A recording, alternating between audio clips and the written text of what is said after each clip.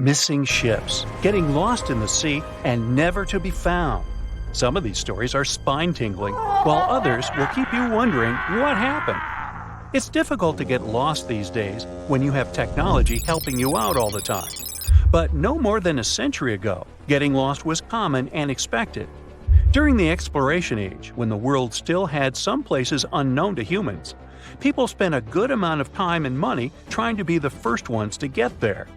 Let's go back to 1291, when the world was still in its exploring phase. The Vivaldi expedition was departing from Genoa, Italy, to look for Asia 2 centuries before Christopher Columbus left Spain to embark on the same mission. The two Vivaldi brothers, Vandino and Ugolino, wanted to reach India by sailing around the southern tip of Africa. They gathered a mighty crew, stocked up with enough provisions good enough for 10 years. After a great start, they got out of Italy and crossed the Mediterranean Sea until they reached the Strait of Gibraltar, somewhere in the mid-1290s. The sad part of the story is that no one has seen the two brothers after that. They just disappeared. Or did they? In 1312, Lancelot Malicello attempted to find the two brothers and set off on a voyage similar to the one they embarked on. He reached as far as the Canary Islands, where it was reported he built a fort and stayed there for over 20 years, with no luck in finding the Vivaldis. Ugolino's son made another attempt within the same period as Malicello to find his missing father and uncle. But just like him, no luck. Almost 100 years passed, and Antoniato Uzo de Mare claimed that he had met a descendant of one of the survivors who voyaged with the Vivaldi brothers, and said that they made it as far as Senegal, where they were captured and remained for the rest of their lives. We will never know if they made it that far or which story is true. Madoc, a Welsh prince, also attempted to find a new land a few centuries before Columbus. It was said that he departed Wales with 10 ships and returned in 1171 with incredible stories of his adventures, which attracted some curious people to go with him a second time.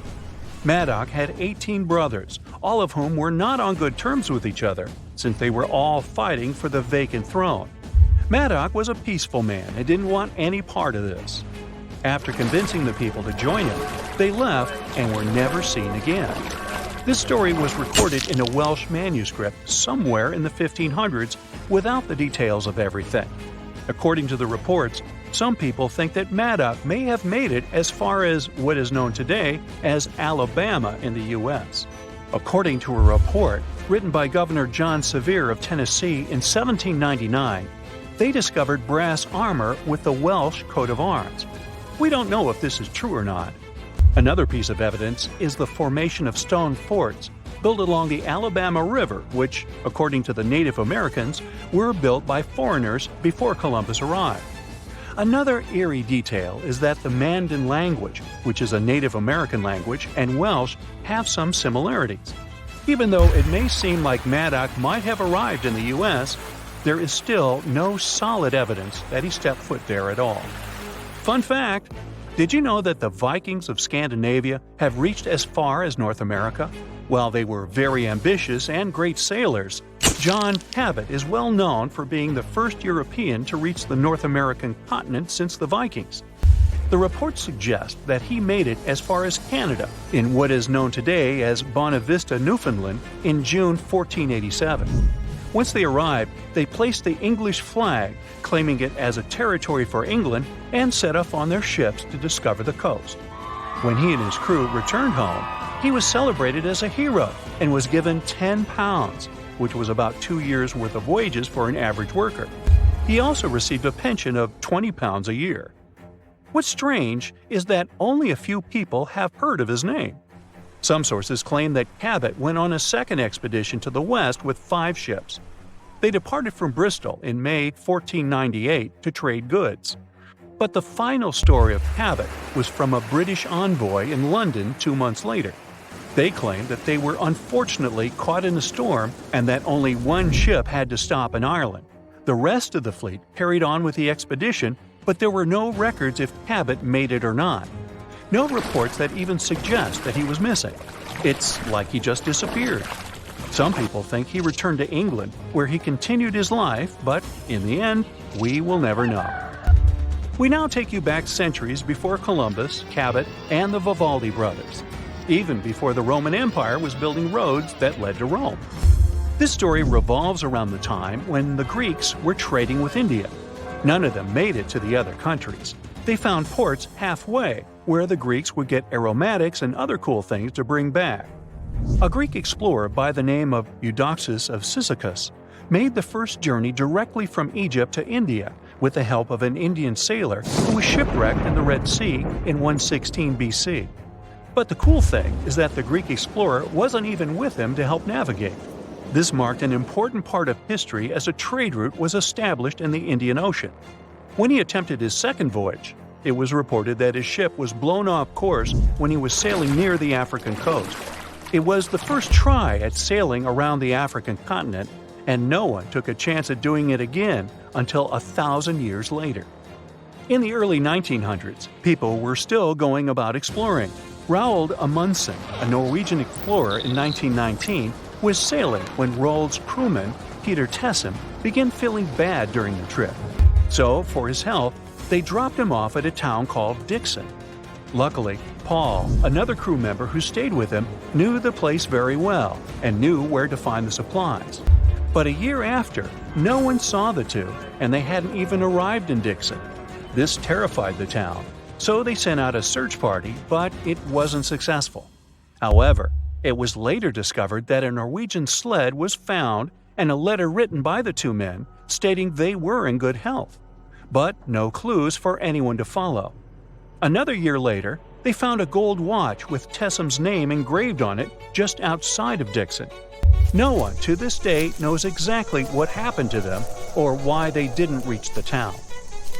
Australia's coastline is a complicated place, but good thing George Bass was nice enough to map it out. While traveling on the HMS Reliance between 1795 and 1798, he studied the animals and plants in Australia and discovered coal in Sydney. He even discovered the strait between New South Wales and Tasmania, which was eventually named after him. Let's just say he contributed a lot to the scientific community and decided to switch to commercial shipping. In 1803, he planned a hefty expedition to take him from Australia to South America.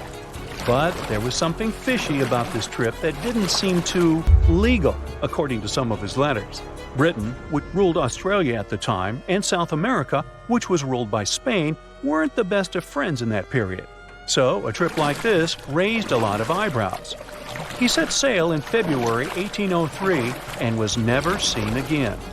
Some people think the Spanish captured him, but there was no record of it in Peru. And at the same time, the British also don't have records of capturing him. No one knows what happened to him to this day. Well, at least he got the strait named after him. At the beginning of the 20th century, somewhere off the coast of West Africa, a German steamship was leaving the port. Suddenly, the weather got worse, and the vessel entered a thick fog.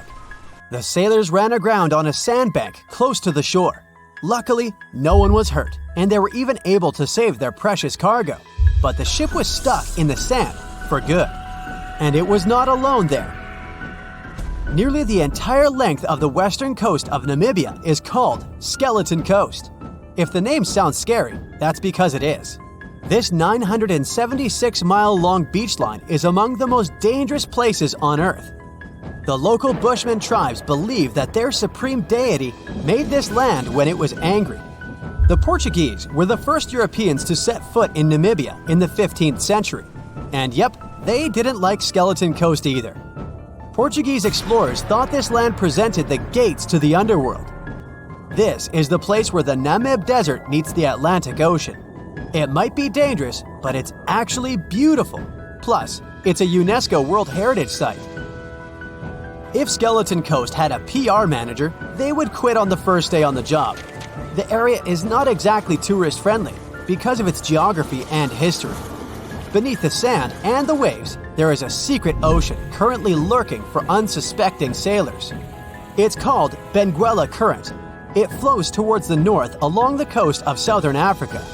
This part of the Atlantic is rich in marine life, but the current's land neighbor isn't that happy with the deal. This arid climate created the Namib Desert, one of the driest regions on Earth. And that marine life I just mentioned? It's sharks. 11 species of them to be exact. And yes, the great white decides to pop by once in a while. So far, we've got a desert landscape, strong currents, and sharks. Not a place for a beachside resort, definitely. But if someone ends up on Skeleton Coast, will they know they're in danger? Don't worry, they will. The beach is littered with wrecks of all sizes and shapes. If you remember that German ship I mentioned in the very beginning, its massive and rusted stern is now sticking out from the desert sand. There are some 500 wrecks in total scattered along the coast, and it's a mixed crowd, from Portuguese galleons centuries old to ships that ran ashore here in the 21st century. A modern fishing ship called Zela India managed to slip from its tow rope in 2008 and ended up on Skeleton Coast. Okay, it didn't escape on its own, it had some help from the elements.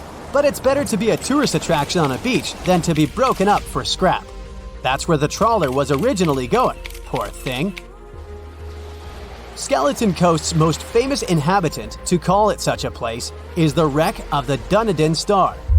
The British cargo liner ran aground here in 1942.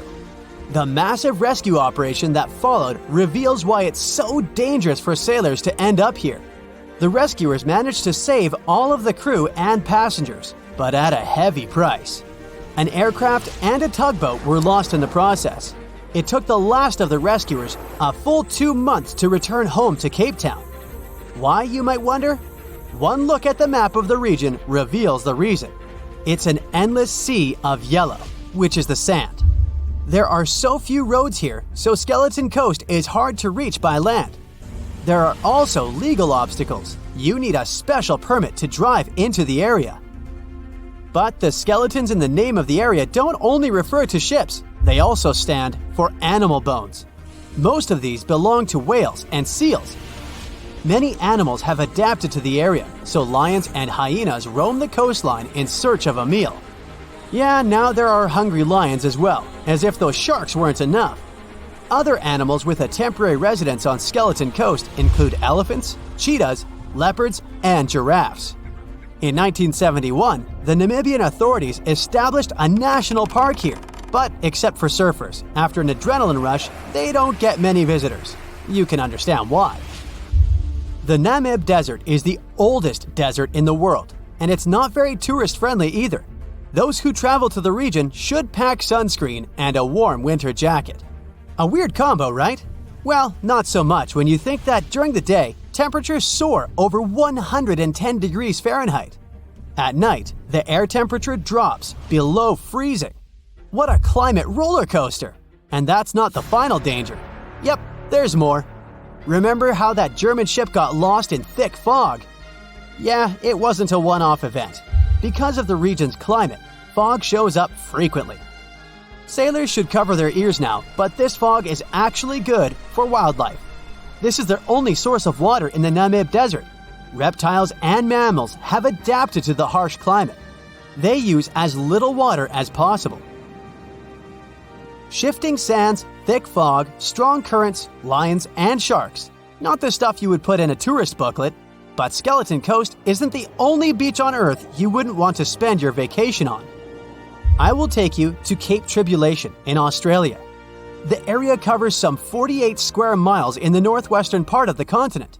And no, the area is not as dry as Skeleton Coast.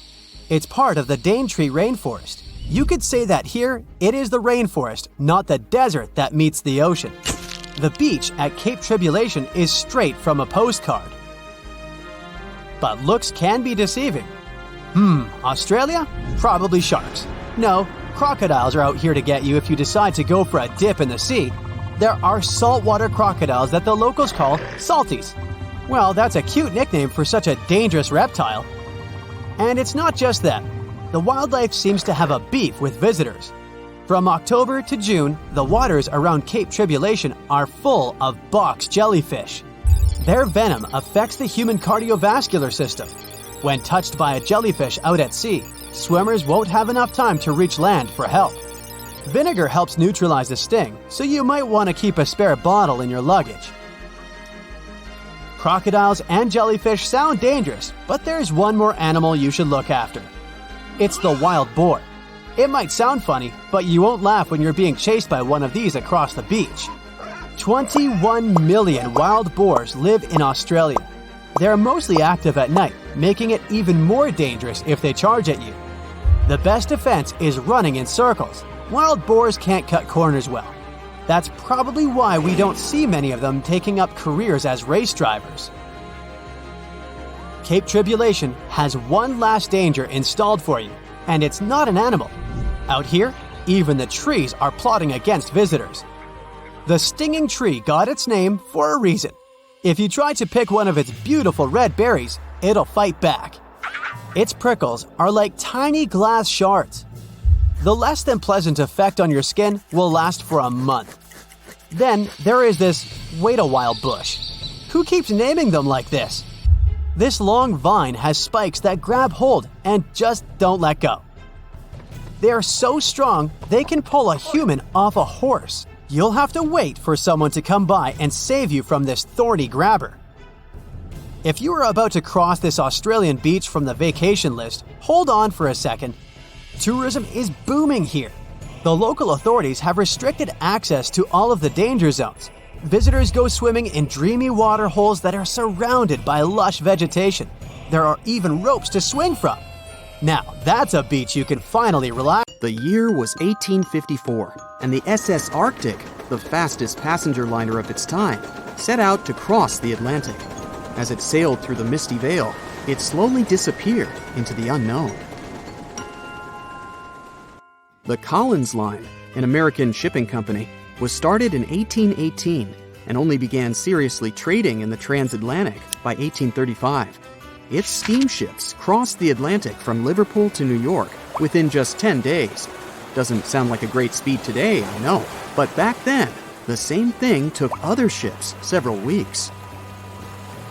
Light on the water with their wooden hulls, powering through with a strong steam engine, those steamships were the favorite choice for many high-profile people.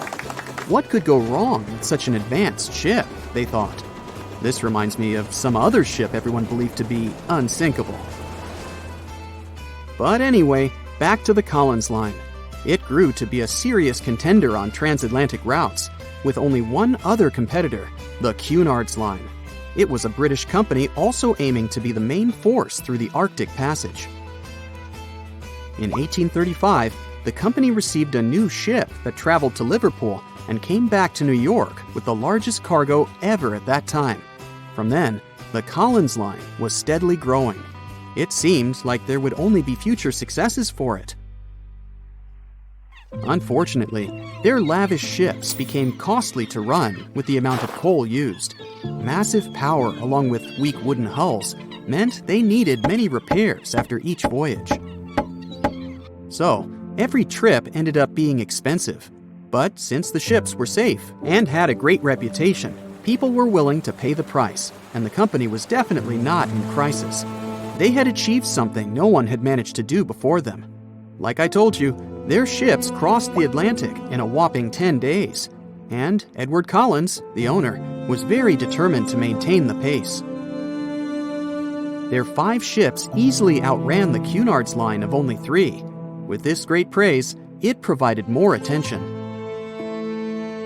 Though the Cunard's ships were slower with their iron hulls, they believed there was still profit, regardless of how slowly they sailed. Among Collins' ships, the Arctic, the third of them to be launched, was the largest, reaching 284 feet long, with 2 side-lever steam engines, each with 1,000 horsepower. The paddle wheels made 16 revolutions a minute when at full speed. At the time of its launch, the press called it the most stupendous vessel ever constructed in the United States. But glamour and fame couldn't avoid what would come next. On the 27th of September, the Arctic was on its journey from Liverpool to New York, continuing a speed pace through the thick fog. It's possible that by that moment, after 4 years of record-breaking trips, the crew became overconfident with their sailing and the ship. Going only 50 miles from Newfoundland, They carelessly continued through the fog with no radio contact, sonar, or any other form of identifying objects, equipped only with Morse code. A smaller ship, the SS Vesta, which operated as a fishing vessel, often worked around Newfoundland. It was passing through the same path as the Arctic and crashed into its side. Shocked by the collision, the captain of the Arctic offered help to the much smaller Vesta, but it was soon clear that the damage that seemed minor on the Arctic was far worse. Beneath the waterline, a hole was letting water into the hull. The cost of the much faster wooden hull now seemed less valuable. They steered toward land, trying to plug the holes, but they weren't doing so well, and the seawater continued to pour in, filling up higher and pushing the ship down. And finally, once the engine room was full, it put out the boilers, taking away the massive power the Arctic was once legendary for. They moved slowly until coming to a complete stop. The ship continued to sink, and the order was to abandon it. At the time, maritime law allowed for the Arctic to carry only 6 lifeboats, only capable of saving 180 people. The crew and some of the passengers managed to push their way aboard and took most of the seats on those boats. Things were pretty wild, and everyone forgot about their manners, not letting the ladies and the youngest ones board first. It took 4 hours for the Arctic to sink. 150 crew and 250 passengers were on board. Those that weren't able to find a lifeboat made a desperate attempt to build their own rafts from parts of the ship. 2 days later, only 3 boats made it safely to the shore. The other 3 were never found. Believe it or not, the rescue party also saved some people that had been clinging to the wreckage for 2 days. Unlike the crew, the captain went down with the Arctic, but amazingly survived. He would be only one of 85 people that made it out of the 400 on board. When the news arrived 2 weeks later, the public responded with great sadness to the losses. Great anger soon followed towards the poor safety measures in the crew. The press published demands to change the laws for more lifeboats. It only made sense to have enough for every person on board a ship. But they ignored those requests. This neglect would lead to more disasters in the future. Enough lifeboats would only come into maritime law some 60 years later, after the disaster of the Titanic. Edward Cullen's wife and 2 children were also aboard the ship and didn't return. He was heartbroken, but didn't stop running his business. The Collins line still had a reputation to uphold, the biggest, fastest, and most luxurious on the Atlantic. Edward Collins would now build an even better ship than any other.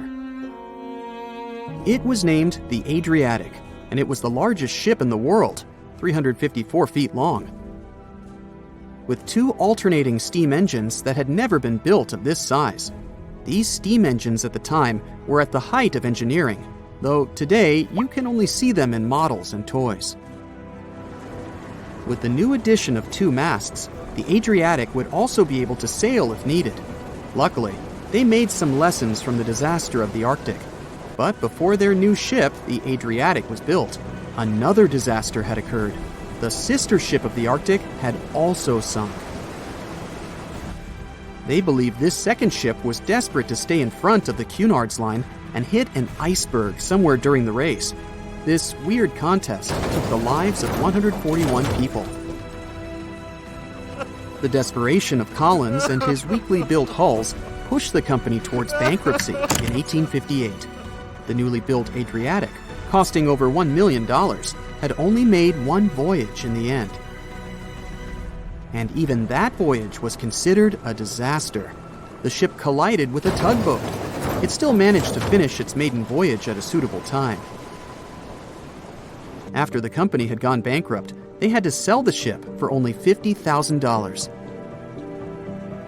They removed the great giant engines, replacing them with only sails.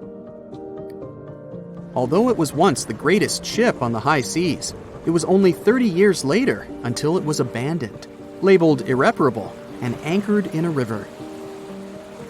The other remaining ships were also sold and only used for parts.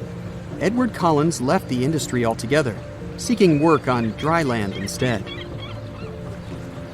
As the Collins line was no longer in the mix, the Cunards would grow in strength. Without competition, they would win the Blue Riband for the next 30 years, and 180 years later, after producing hundreds of ships. They still have a constant presence on the seas as they provide transatlantic crossings, world voyages, and leisure cruises. To this day, the Cunard Line is the only one to run ships between Europe and America, and it's great proof that it's not always the fastest that's the best. We've heard stories about people surviving in the desert, Amazon forest, and uninhabited islands for weeks.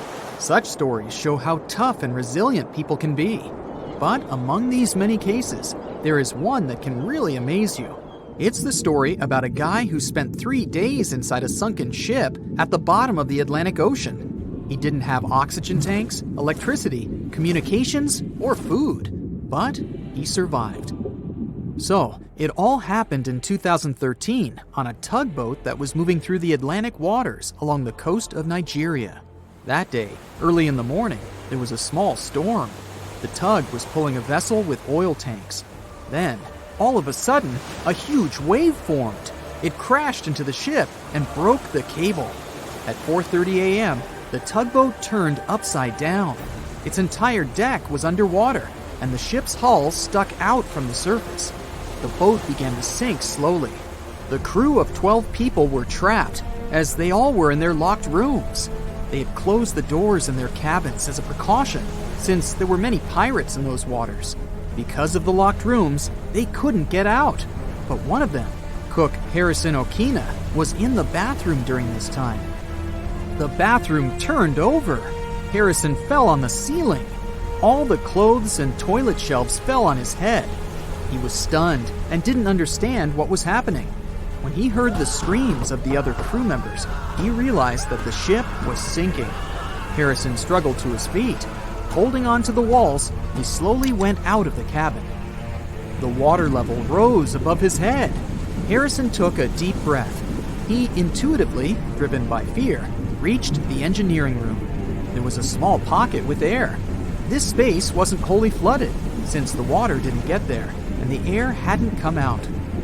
Harrison realized that this was the safest place for him at that moment. He had no fresh water and no food. He was in a cold, damp room. The floor was flooded, and Harrison's feet began to freeze. There was almost no chance of survival. The man found a soda bottle inside the room and a life jacket with 2 flashlights attached to it. By this time, the ship had descended to the bottom of the ocean at a depth of 100 feet. This is about the height of a 10-story building. The ship's hull was squeezed and made a grinding noise due to the pressure of the water. Then, Harrison heard a strange movement outside the door. It was sharks and other fish that were investigating the deck. At this point, Harrison began to lose hope. Lack of food supplies and pressure weren't the main problems. The air pocket was small, which meant there was little oxygen. Every 24 hours, an average person consumes about 350 cubic feet of air, which means Harrison had less than 1 day left to breathe. But despite this, he lived in such conditions for about 60 hours. This happened thanks to the water. The pressure around the ship was so intense that it compressed the air by about 4 times. Another problem was the cook's breathing. When we inhale, we absorb oxygen. When we exhale, we release carbon dioxide. This substance is dangerous to your health if its concentration in the air is 5%. Harrison slowly filled the room with carbon dioxide, and he couldn't get out. With each hour, it became harder to breathe. But here again, he was lucky. Water absorbs carbon dioxide, and Harrison moved and splashed it in different directions. Thus, unknowingly, he increased the water area and kept the carbon dioxide level below critical. But even here, his dangers were not over. Hypothermia may occur in a dark, cold room. It's a condition when your body temperature drops below 95 degrees Fahrenheit. You get cold, and your perception of the world gets distorted. You don't understand where you are and what's going on. You may lose your memory, and even experience terminal burrowing. This weird behavior occurs during hypothermia when a person tries to find a small shelter, even if they're in a closed room. They can even start digging the cold floor with their bare hands. At the same time, a person quickly freezes and loses consciousness within 2 hours. Harrison's room was filled from below with icy water. He wouldn't have survived in such conditions if he had stayed on the floor for several hours. But he managed to build a small platform with a mattress. This kept him slightly above the water level. With each passing hour, fear and despair more and more bound the survivor's mind. He couldn't get out for many reasons. One of them was that only a little sunlight passes to such a depth, and Harrison couldn't see it. The soda bottle was almost empty, and the flashlight stopped working. The man found himself in pitch darkness, but his salvation was close. While rescuers were searching for survivors nearby, he was thinking about his family and life. Harrison noticed rays of light through a hole in the wreckage. Divers were examining the seabed. It was the only chance to survive. Harrison came out of the air pocket and swam towards the rescuers. He was making his way through the darkness. The ray of light coming from the diver's flashlight disappeared. Harrison tried blindly to find the diver, but they were at the other end of the deck. His oxygen was running out, so Harrison decided to return. There was almost no air left in his lungs. He began to suffocate, but still got to the rescue room. The main thing was not to despair. It was his only chance for salvation. After catching his breath and replenishing the oxygen supply in his lungs, Harrison made a second attempt. He got out of the room and noticed the diver. He swam towards them with all of his might. The lifeguard didn't see Harrison, so the cook knocked on his neck from behind and grabbed his hand tightly. The diver was initially scared, but he realized a living person was in front of him. Harrison swam to his room and led the lifeguard as his oxygen ran out. You can easily find a recording from the diver's camera on the internet, where the frightened Harrison was in his rescue room during a meeting with the diver. The rescuers gave him an oxygen mask. They didn't believe there was a living person in front of them. Harrison couldn't immediately get to the surface because of the pressure. He spent about 60 hours on the seabed, so he needed to change the pressure level slowly to prevent damage to his health. Therefore, the divers put him in a decompression chamber to gradually reduce the external pressure. Then, when Harrison got out, he saw the stars. The cook thought that he had been at the bottom of the ocean all day, so he was surprised when he found out that he had been underwater for 60 hours. Also, he thought that all the crew members had forgotten about him and left the ship at the beginning. Many years have passed since then, but Harrison still has nightmares about his air room.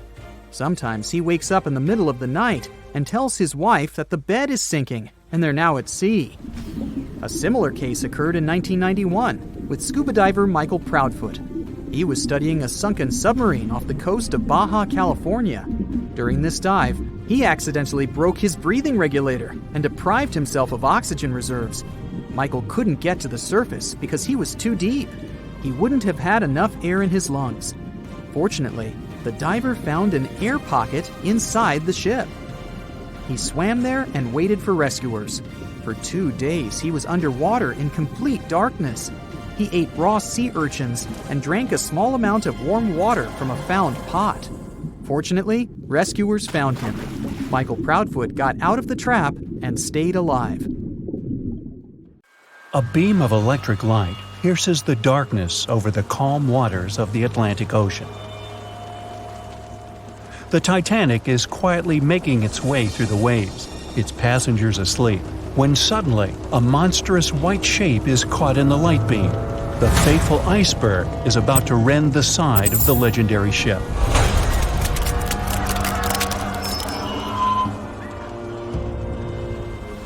April 14, 1912. Only 2 days before someone will take a photo of a giant iceberg with a pretty unusual elliptical shape. It turns out that this iceberg most likely formed out of snow that fell 100,000 years ago. Researchers used computer modeling to figure out its origin. They used data from 1912 and added some new information about winds and ocean currents. they concluded that the iceberg was probably a part of a small cluster of glaciers in southwest Greenland. These days, it's possible to calculate the routes of such icebergs in any given year in the past. So the infamous chunk of ice was on its way from Greenland to an area further south from Cornwall. If the ship had passed through that region only 2 days later, the iceberg would have moved far away from the point where they met. At first, the weight of the most well-known iceberg in the world was 75 million tons. With time, it started to slowly melt away. And when it sank the Titanic, its weight was only 1.5 million tons. By the time of the collision, it had probably been melting for months, but it was still a true monster. When the Titanic sank, the iceberg was 400 feet long, and more than 100 feet of its surface was above the water. Some people believe it was a supermoon that caused the Titanic to sink. That night, there was a rare lunar event. It hadn't happened for 1,400 years. In normal conditions, the iceberg wouldn't have traveled so far south without melting and losing the largest part of its mass. But the supermoon could have been the reason for an unusually high tide that pulled the iceberg away from the glacier way faster than usual. There's a specific type of bacteria that slowly consumes the remains of the Titanic. Salt corrosion, ocean currents, freezing temperatures, plus this rust-eating microorganism might consume the entire wreckage. American actress Dorothy Gibson was aboard the Titanic. She survived, and when she arrived in New York, she started filming a movie called Saved from the Titanic almost right away. The movie was released only a month after the Titanic sank, and in the movie, she even wore the same shoes and clothes she had during the actual disaster. The movie was a big success at that time, but the only known copy was destroyed in a fire. 14 years before the Titanic sank, a novella called Futility had been published, and it seemed to have predicted the whole event. The plot centered around a fictional ship called the Titan that sank during its voyage. The Titan was almost the same size as Titanic, and they both went to the bottom in April. The reason was hitting an iceberg, too. Both the real and fictional ships were described as unsinkable, and both of them had the legally required number of lifeboats, which, as it turned out later, were nowhere near enough. We've seen it in the movie, but there were some real-life love stories happening on the Titanic, too. 13 couples even took a trip on the Titanic as part of their honeymoon. One of the couples owned Macy's department store in New York. Once it became clear the Titanic was rapidly sinking, the woman refused to go into a lifeboat without her husband. But he didn't want to join her while there were still women and children who he thought had to go first. Then his wife gave her coat to her maid. She insisted that the maid should get into the lifeboat, and she wanted her to be warm. As for the woman herself, she decided to stay with her husband till the end. Some people believe Titanic sank because of a mummy, not an iceberg. It all started around 1000 BCE with a mysterious woman who lived in Egypt, in the City of Thieves. People knew little about her, but they called her a priestess. Her mummy was put in a wooden sarcophagus and covered with a large lid with the image of her face and some mystical inscriptions. This place had been hidden until the first half of the 19th century, when a group of locals accidentally came across it. They disturbed her peace. No one knows how, but the mummy disappeared that day without a trace. A couple of decades later, a group of rich friends from England traveled to Egypt and found the empty mummy casket with the image of the priestess, whose dark eyes seemed to be looking into the void. They decided to buy it, but the buyer disappeared the same night before he even got the case. All members of the group had some accidents. The casket changed its location a couple of times until it, as some believe, ended up on the Titanic. It took more than 70 years for a robot submarine to find the ruins of this legendary ship. The wreck lies nearly 13,000 feet under the surface of the Atlantic Ocean, split into two halves. Why did the liner break apart? No one knows exactly. Some think it happened because of the water that got inside when the ship collided with the iceberg. The pressure was so powerful it separated two parts of the vessel, starting with the ship's bottom structure. Others say it was because of the hull rivets. They had a high concentration of slag or smelting residue, and that's something that can cause the metal to split apart. The ship generally had many flaws, starting with the design. The watertight bulkheads weren't completely sealed on top. This allowed the water to flow between the compartments and, in the end, sink the vessel. The iron of the ship's rivets and steel of the hull ended up ruined because of high sulfur content, cold temperatures, and high speeds. The steel shattered and the rivets popped out quite easily. Because of this, Titanic sank 24 times faster than it would have otherwise. If the ship had hit the iceberg head-on instead of ramming it with its side, it would have probably stayed afloat. How come the crew members didn't have binoculars? It would have surely helped them spot the iceberg on time and maybe even avoid the disaster. But the binoculars on the Titanic were locked in a storage cabinet. Only one crew member had the key, and he had been transferred off the ship right before it set sail.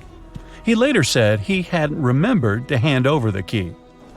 But even without the binoculars, the ship might have had some time to change course and avoid the collision if the crew had gotten some warning.